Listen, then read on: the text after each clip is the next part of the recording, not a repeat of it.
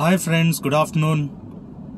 So ఇప్పుడు నేను మాట్లాడబోయే topic ఏంటంటే బయట ఎలా ఉంది వెదర్ అనేది మనం చూస్తున్నాము.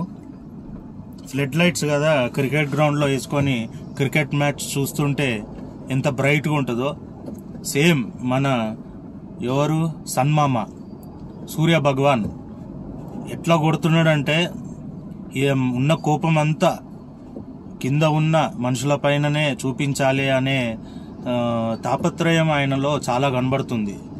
అయితే మనము ఆయన కోపంకి బలి కాకుండా జాగ్రత్త పడాలి అనుకుంటే ఏం చేయాలి అనేదే ఇప్పుడు నేను చెప్పబోయే టాపిక్. నంబర్ 1, ఇట్లాంటి ఎండలలో మనం బయట తిరగాల్సి వస్తుంది, తప్పదు. ప్రతి ఒక్కరం ఒక రాజుకైతే పుట్టము, అది సహజం.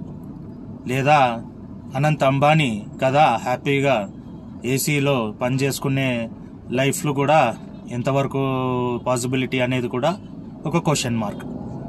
మనలాంటి మిడిల్ క్లాస్ వాళ్ళు ఖచ్చితంగా బయట తిరగాలి, కష్టపడాలి, జాబ్ చేసుకోవాలి లేదా బిజినెస్ చేసుకోవాలి, డబ్బులు సంపాదించుకోవాలి.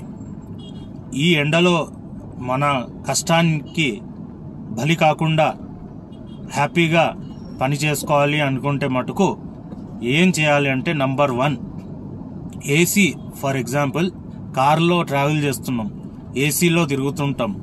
ఏసీ కార్లో తిరుగుకుంటూ ఒకటేసారి ఎండకి బయటికి ఒకవేళ ఎక్స్పోజ్ అవుతే మటుకు ఎండ దెబ్బ కొట్టేది ఛాన్సెస్ హై. నెక్స్ట్, మనము ఎండ చాలా ఉంది కదా అని అప్పుడప్పుడే ఇమీడియట్గా చల్ల నీళ్ళు కానీ కొబ్బరి నీళ్ళు కానీ ఇన్స్టెంట్గా తాగితే మటుకు ఎండ దెబ్బ కొట్టే ఛాన్సెస్ చాలా ఎక్కువ. నెక్స్ట్, ఇంత ఎండలో తిరిగి ఒకటేసారి బిర్యానీలు అలాంటివి తీసుకుంటే అది కూడా కుంప ముంచుతుంది. కాబట్టి ఎంతైతే అంత మనం ఎండల నుంచి తిరిగి మళ్ళీ ఒక చల్ల ప్రదేశంకి వెళ్తున్నాము అంటే కాస్త మన బాడీకి సెటిల్మెంట్ టైం అంటారు. అంటే బాడీకి ఒక టైం ఉంటుంది, సెటిల్మెంట్ టైం. అంత 44 డిగ్రీస్ సెల్సియస్ నుంచి ఒకటేసారి మనం 24 డిగ్రీస్కి వెళ్ళిపోతాం ఏసీ, సెంట్రల్ ఏసీ ఉన్న దగ్గరికి.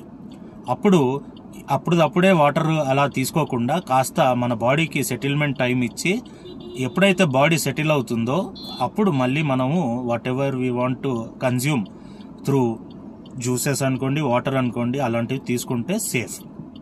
ఇంకొకటి, ఎండల నుంచి వెళ్ళగానే చల్ల నీళ్ళతోటి ఎంతైతే అంత మనం ముఖం కడుక్కుంటే చాలా మంచిది. కళ్ళు, ముఖము, చెవులు ఇలా మనం జాగ్రత్తలు తీసుకుంటే ఎండ దెబ్బ అనేది తాకకుండా మనం రక్షించుకునే ఛాన్సెస్ చాలా ఎక్కువ అని చెప్పుకోవాలి.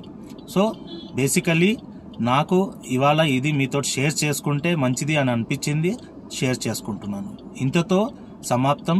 I love you all. Do subscribe and see to that I keep on sharing such videos which ultimately we will love together. Thank you. Bye. Take care.